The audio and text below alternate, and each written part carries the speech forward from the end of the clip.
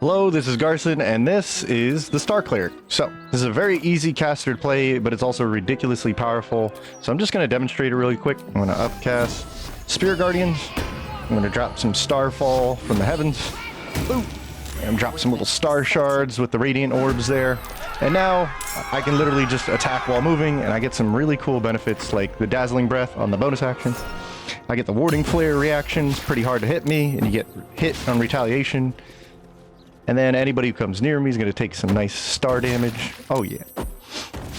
Perfect. There we go. And now walking is attacking, and it's also debuffing, and anybody caught in this is slow. And I can also drop, like I said, some Sacred Flame, but I can also nuke the area with a Channel Divinity. And I have a bonus action free attack with the Dragon Breath. Rah! And I have mad control and concentration on the spell. So this is the Star Cleric, what I deem probably the easiest caster in the game, and also one of the most powerful casters. I'm just going to break it down for you, so let's dive into it. A big thank you to those requesting, wanting to see this a little more in detail. I'm going to try and make the easiest caster build easy to understand too. And I just ran this in honor mode after patch 8 came out in my strongest builds, you know, in my opinion. So Star Cleric, let's go over some topics here that you need to know before I actually build it out for you.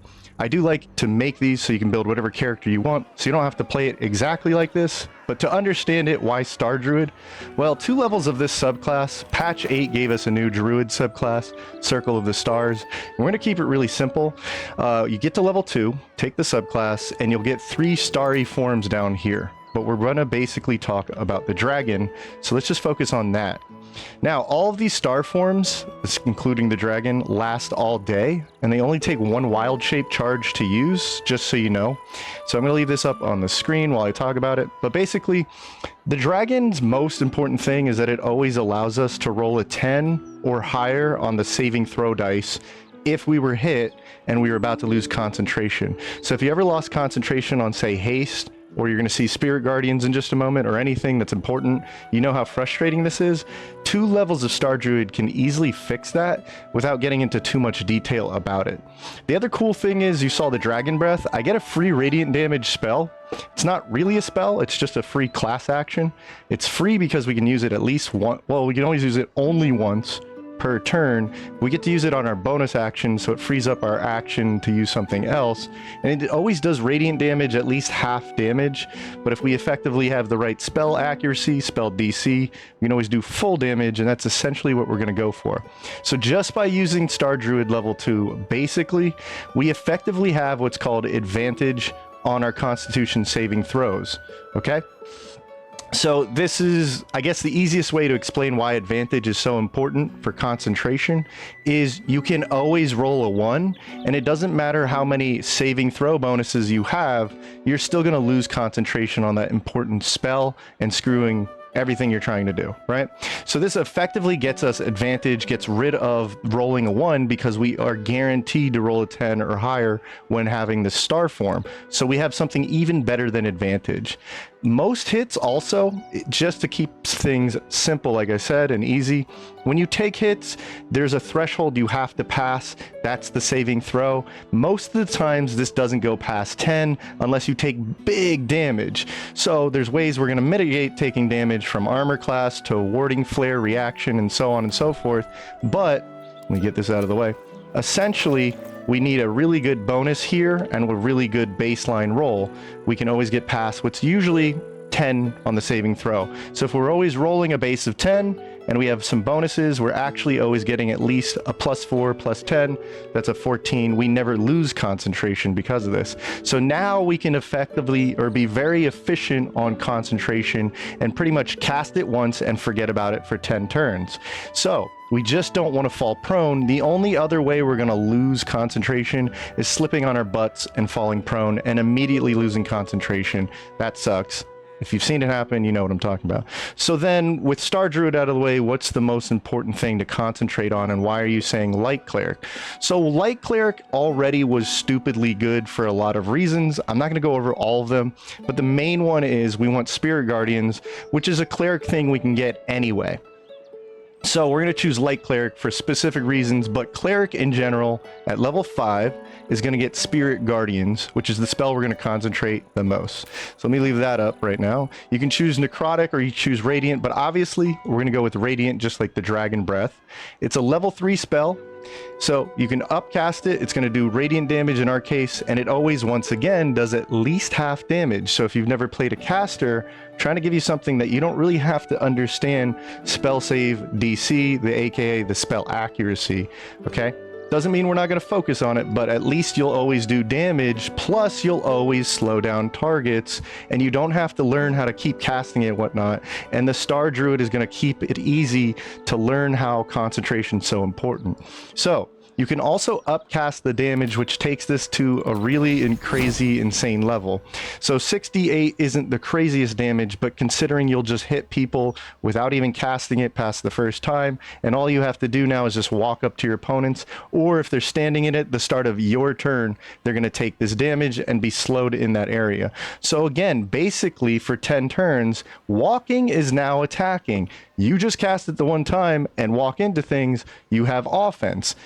Then number 2, equipment applies radiant orbs. I'm going to show you in the build, we can get a defensive value for doing radiant damage, specifically focus on radiant damage.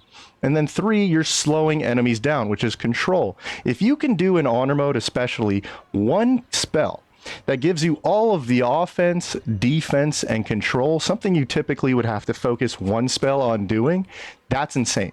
Insanely good value, very easy to use too.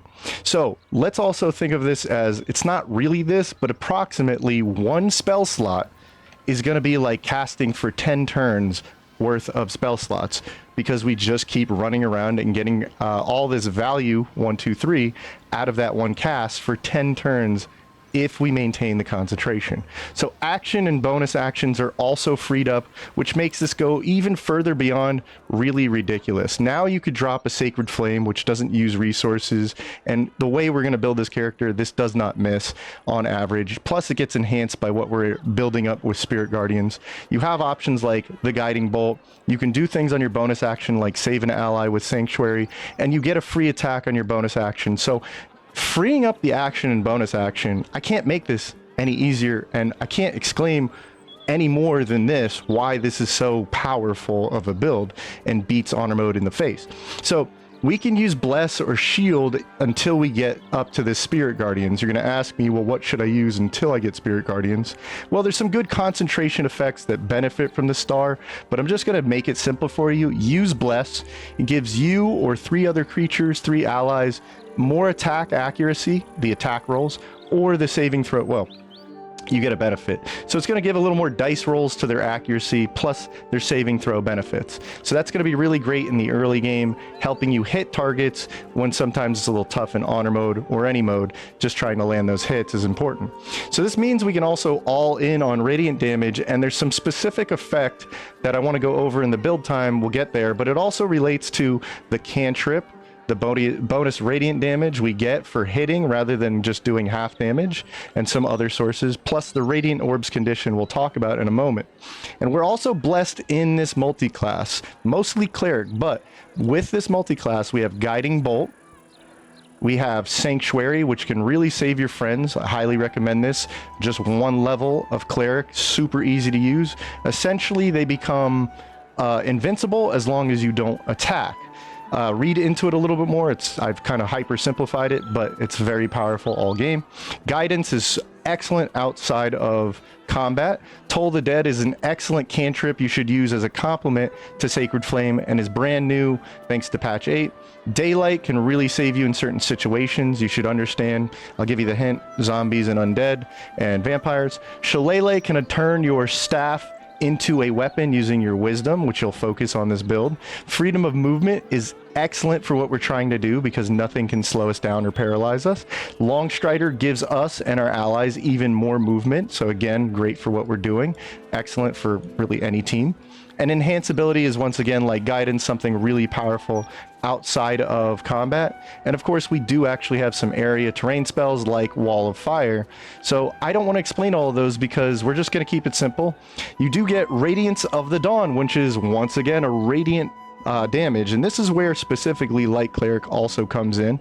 Your Channel Divinity is not a spell slot. You get these back on short rest, and this is radiant damage, which once again, you could think of it as more like a free spell because you're not using your spell slots. It'll be easy to use this without really managing your spell slots if you're not used to that. It's a short rest resource, so it comes back, so just throw it out there while you have Spirit Guardians up.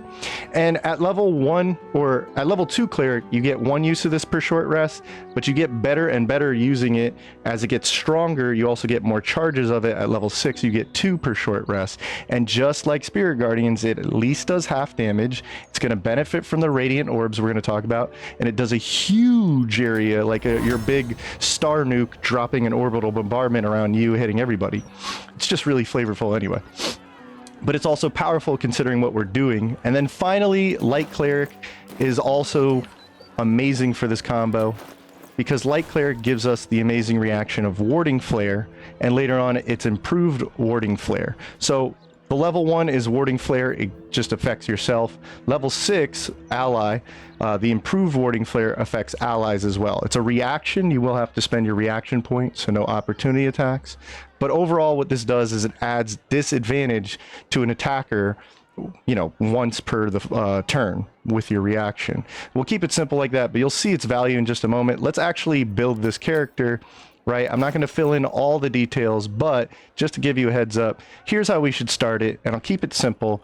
14 dexterity is really just because there's a limit on what armor class benefit you get for using medium armor. See how it's limited to +2? That means it stops out at this +2 from 14 dexterity. So there's other things with dexterity we're not going to talk about, but 16 constitution, you need HP. This gives you a bonus to HP, but we already talked about concentration being so important. So again, with the star form plus my higher constitution, I have about 14 saving throw guaranteed or higher in case I have to make a concentration roll.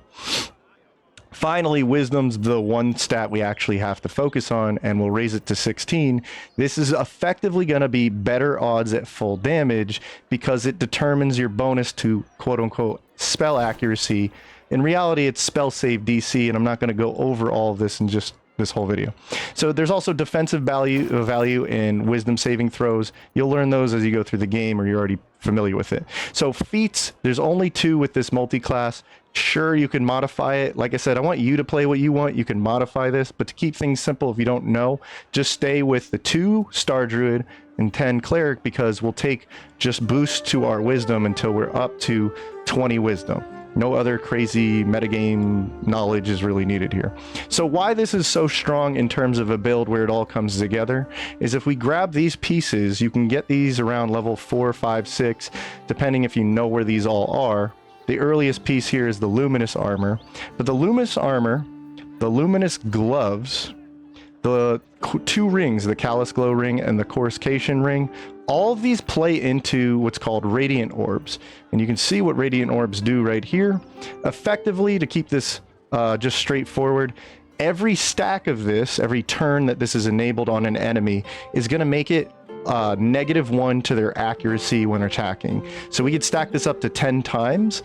It's a little bit nerfed in honor mode, but it's still extremely effective, especially how if we put all of these together, these are going to stack the radiant orb condition, making it harder for enemies to hit us, even if we don't have the best armor class. If they have a negative bonus or a debuff to their accuracy, makes it harder to hit us and allies. But it always happens thanks to this gear, we give this debuff to our enemies whenever we do radiant damage, which we just passively walk around with Spirit Guardians or blast them with Sacred Flame or Radiance of the Dawn or the Dragon Breath. Everything we do is radiant damage. If that wasn't enough, to keep things simple or even easier to use, the Holy Lance Helmet is really funny because anytime someone misses you, there's a chance that you'll do radiant damage to somebody who attacked and missed you. So if they take the radiant damage, what do you think happens now? Once again, they get radiant orbs, they take radiant damage, so they get radiant orbs, they're less likely to hit. So as you saw at the beginning, they missed, they took damage, they got orbs, they're more likely to miss again, they'll take more damage, and so on and so forth. It's actually hilarious with all of this. Next up, the most important thing, in my opinion, is initiative. And this shield, the Sentinel Shield, and this bow, the Hell Rider, these give you a plus bonus to initiative. Initiative, we can think of it really simple.